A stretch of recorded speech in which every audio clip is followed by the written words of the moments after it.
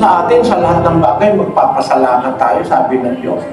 Alam mo ang pinaka-logic noon at lahat ng bagay, pagpapasalamat natin. 8:28 ng Roma. At nalalaman natin na ang lahat ng mga bagay ay nagkakalakip na gumagawa sa ikabubuti ng mga nagsisiibig sa Diyos. Pala naman dapat ipagpasalamat mo lahat ng bagay. Lahat pala naman ng bagay na mangyayari, kabubuti mo eh.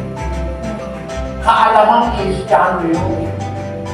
That is a Christian values.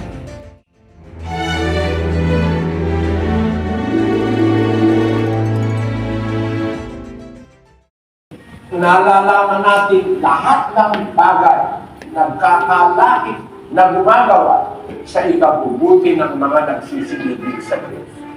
Kung lahat ng bagay lumalakad na paggawa para ikabuti natin, katwirang lahat ng bagay pagpasalamat natin.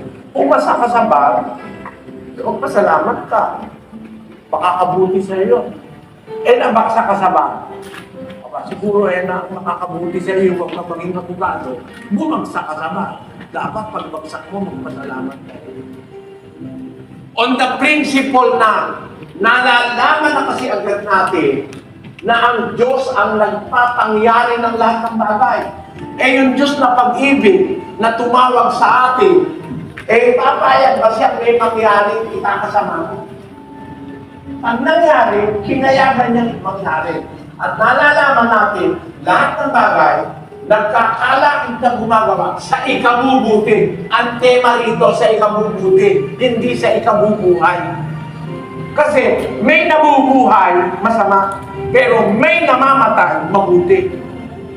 Mapalad ngayon pa ang mamatay sa Panginoon.